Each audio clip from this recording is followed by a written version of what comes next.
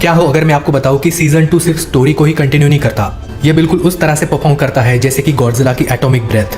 जैसे Godzilla atomic breath छोड़ने से पहले स्लोली चार्ज होता है और फिर पूरी तरह से चार्ज होने के बाद अपनी खतरनाक एटॉमिक ब्रेथ छोड़ता है। सीजन 2 बिल्कुल ऐसा ही है, स्लोली बिल्ड होता है और बूम, आपको मजा दिला देता है। स्लोली बिल्डअप होता है, इसका मतलब ऐसा नहीं है कि बहुत ही ज्यादा स्लो है या फिर स्लो बर्निंग है। कई सारे टाइटन्स और मॉन्स्टर्स वाले सीन्स सारे एपिसोड्स में है। बस वो जो एंडिंग बैटल होती है वो कहीं ना कहीं पे आपको आखिरी एपिसोड्स में देखने को मिलेगी। हम ऐसा बोल सकते हैं कि सीजन 1 ने कहीं ना कहीं पर फाउंडेशन सेट करी थी और सीजन 2 उसको आगे लेकर चलता है। ये पूरी तरह से स्पॉइलर फ्री रिव्यू होने वाला है, तो वीडियो को आप पूरा देख सकते हो।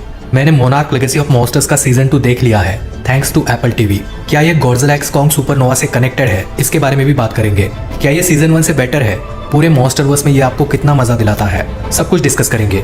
वीडियो को शुरू करने से पहले अगर आपको साइफाई या फिर क्रीचर वाला कंटेंट देखना पसंद है तो चैनल को सब्सक्राइब कर सकते हो। यहाँ पर हम ऐसी ही मूवीज और टीवी सीरीज के बारे में डिस्कस करते हैं। अब बिना टाइम वेस्ट करे वीडियो को शुरू करते हैं।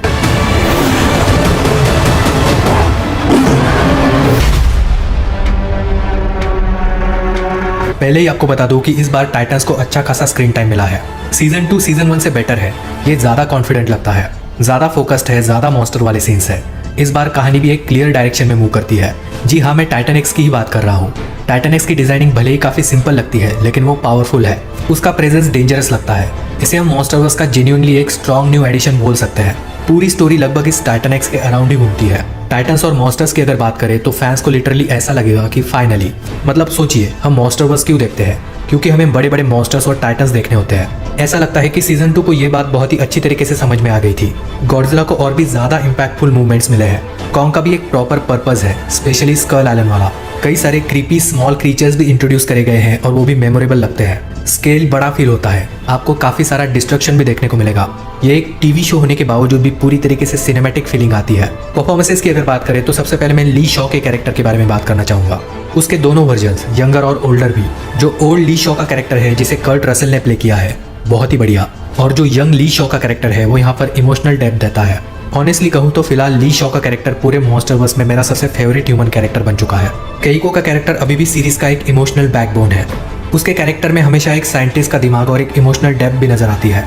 केट के कैरेक्टर का परफॉर्मेंस मुझे सीजन 2 में बहुत ही बढ़िया लगा। आप उसके कैरेक्टर के स्ट्रगल से एक्चुअली कनेक्ट कर पाते हो। केंटारो का कैरेक्टर मुझे इस बार उतना पसंद नहीं आया।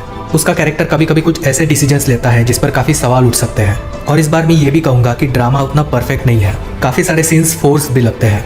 लेकिन ये बात भी कहना चाहूंगा कि इस बार बैलेंस बेटर है, मतलब फ्लैशबैक वाले सीन्स को और करंट टाइमलाइन वाले सीन्स को काफी अच्छी तरीके से बैलेंस किया है। इस मामले में सीजन 1 से भी इंप्रूवमेंट यहाँ पर नजर आती है। हालांकि जो ड्रामा है वो सीजन 1 का ज्यादा अच्छा था। मतलब जो भी लोग ज्यादा मॉन्स्टर और टाइटन्स वाले सीन्स देखना चाह रहे थे उन्हें सीजन 2 में मजा आएगा। स्क्रीन प्ले और स्टोरी टेलिंग की अगर बात करें तो सीजन 2 का बिगेस्ट स्ट्रेंथ है इसका फोकस। जैसे कि सीजन 1 में कई सारी स्टोरी लाइंस एक साथ चल रही थी, लोग शायद कंफ्यूज भी हो रहे थे। सीजन 2 में ऐसा नहीं है। सीजन 2 में कहानी बिल्कुल क्लियर है। टाइटन एक्स, एक्सेस मंडी, स्कल आइलैंड और एपेक्स। और जैसा कि मैंने कहा कि पास्ट वाले सीन्स और प्रेजेंट टाइमलाइन वाले सीन्स के बीच में बैलेंस बहुत ही अच्छी तरीके से किया है। एक भी फ्लैशबैक वाला सीन यहाँ पर अननेसेसरी नहीं लगता। मिस्ट्री स्लो बर्न है तो सस्पेंस अच्छी तरीके से बना रहता है, पूरी तरह से आप एंगेज रहते हो। और जैसा कि मैंने कहा कि इसका बिल्डअप गॉडजिला की एटॉमिक ब्रेथ की तरह है। आखिर के कुछ एपिसोड्स देखकर तो आपको मजा ही आ जाएगा, स्पेशली आखिरी 2 एपिसोड्स। सबसे लास्ट वाला एपिसोड आपको कुछ हद तक गॉडजिला एक्स कॉन्ग मूवीज की तरह फील होगा। सीरीज देखते वक्त आपको ऐसा भी लगेगा कि कई सारी चीजें क्लियरली सीजन 3 को सेटअप करने के लिए रखी है, लेकिन ये कोई निगेटिव चीज नहीं है बल्कि पॉजिटिव है। सीजन 2 में जो कहानी चल रही है वो कहीं ना कहीं पर कंप्लीट हो ही जाती है और कोई भी ऐसा क्लिप हैंगर नहीं छोड़ा है जो आपको बहुत ही ज्यादा चीप लगेगा। बिल्कुल सीजन 3 आने वाला है जिसके लिए उन्होंने अच्छी तरीके से प्लान भी किया है और सीरीज देखते वक्त ये हमें समझ में भी आता है। अगर आपको ऐसा ही साइंस फिक्शन या फिर क्रिएचर वाला कंटेंट देखना पसंद है तो मैं आपको एक बेहतरीन अपकमिंग वेब सीरीज के बारे में बताना चाहता हूँ। इस वेब सीरीज का नाम है ट्रू डायनासोर्स, जिसका मैं ब्रांड एम्बेसडर भी हूँ और ये सब कुछ आप लोगों की वजह से ही पॉसिबल हो पाया है। ऐसे रूमर्स है कि इस सीरीज पर वही सेम टीम काम कर रही है जिन्होंने game of thrones, star Wars, blade runner और कुछ बेहतरीन मार्वल मूवीज पर भी काम किया है। सीरीज की कहानी अंटार्कटिका में शुरू होती है जहाँ पर एक डायनासोर का फॉसिल मिला है। इंटरेस्टिंग बात यह है कि इस फॉसिल में एक अननोन मेटल भी मिला है जो अभी तक अर्थ के किसी भी रिकॉर्ड में अवेलेबल नहीं है। और इससे भी शॉकिंग ये है कि सीरीज के सेकंड एपिसोड का नाम है महाराष्ट्र कनेक्शन 1965। अब जैसा कि आप जानते हो कि मैं ब्रेकडाउन वीडियोस भी बनाता रहता हूँ, मैंने इस सीरीज के ब्रेकडाउन वीडियोस पर भी काम किया है जिसका फर्स्ट एपिसोड ऑलरेडी इनके प्लेटफॉर्म पर अवेलेबल है। बाकी वीडियोस पर भी काम चल रहा है और ये चांस मुझे सिर्फ आप लोगों के सपोर्ट की वजह से मिला है। अब से हम लाइव सेशंस भी करने वाले हैं, मोस्ट प्रोबेबली वेडनेसडे और संडे को किया करेंगे। बीच में भी काफ़ी कुछ एक्साइटिंग चीज़ें हुई है जिसके बारे में हम लाइव सेशंस में बात करेंगे। मेरे ब्रेकडाउन वीडियो को प्लेटफॉर्म पर जाकर जरूर चेकआउट करना, इससे मुझे भी सपोर्ट मिलेगा। इसकी स्टार्टिंग सिर्फ 59 रुपीज़ से हो रही है, जिसमें आपको बहुत ही बेहतरीन एक्सपीरियंस मिलेगा। अब वीडियो को कंटिन्यू करते हैं। थोड़ा बहुत सिनेमाटोग्राफी, VFX और CGI की भी बात कर लेते हैं। सीजन 1 के कंपैरिजन में यहाँ पर सिनेमाटोग्राफी काफी हद तक डिफरेंट फील होती है। सीजन 2 की सिनेमाटोग्राफी काफी हद तक कॉन्ग स्कल आइलैंड मूवी की तरह फील होती है। इसमें आपको कई सारे बढ़िया लोकेशंस देखने को मिलेंगे जिनका यूज बहुत ही अच्छी तरीके से हुआ है। एक्सिस मंडी वाले सारे सीक्वेंसेस काफी यूनिक लगते हैं। स्कल आइलैंड वाले सीन्स भी रियल लगते हैं। स्कल आइलैंड पर आपको काफी सारे टाइटन्स और मॉन्स्टर्स भी देखने को मिलेंगे। VFX की अगर बात करें तो सरप्राइजिंगली VFX बहुत ही बढ़िया है। मतलब एक टीवी शो के हिसाब से इसके विजुअल इफेक्ट्स कुछ ज्यादा ही अच्छे लगते हैं। गॉडजिला का प्रेजेंस पावरफुल फील होता है। कॉन्ग का स्केल भी कन्विंसिंग लगता है। टाइटन एक्स के बारे में भी काफी अच्छी तरीके से समझाया गया है, तो वहां पर भी आपको डिसअपॉइंटमेंट फील नहीं होती। हालांकि एक बात जरूर कहना चाहूंगा, जो बैकग्राउंड सीन्स का CGI है वो कुछ सीन्स में उतना अच्छा नहीं लगता, लेकिन अगर आप बहुत ही ज्यादा ध्यान दोगे तो ये चीज नोटिस होगी। यहाँ पर मैं सिर्फ कुछ सीन्स के बैकग्राउंड सीन्स की बात कर रहा हूँ, लेकिन ओवरऑल अगर मैं बात करूँ तो सिनेमाटोग्राफी और VFX अच्छे हैं। अब सबसे इंपॉर्टेंट चीज के बारे में बात करते हैं। क्या ये सीरीज मॉन्स्टरवर्स के फ्यूचर से कनेक्ट करती है? मतलब क्या ये गॉडजिला एक्स कॉन्ग सुपरनोवा से भी कनेक्ट करती है? ये सबसे इंपॉर्टेंट सवाल है।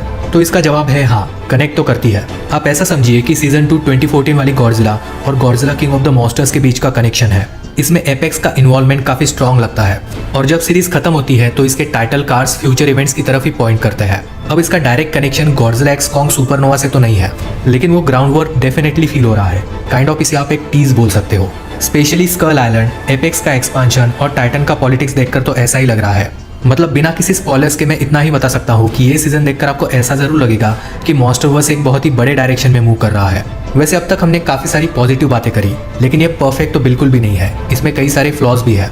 कुछ निगेटिव पॉइंट्स के बारे में भी बात कर लेते हैं, जैसे कि केट और केंटारो का कैरेक्टर कभी कभी फ्रस्ट्रेटिंग डिसीजंस लेते हैं। मतलब कभी कभी ऐसा फील हो जाता है कि कहानी को आगे बढ़ाने के लिए ये सारे डिसीजंस लिए जा रहे हैं। इस बार ड्रामा उतना स्ट्रॉन्ग नहीं है, स्पेशली सीजन 1 के कंपैरिजन में।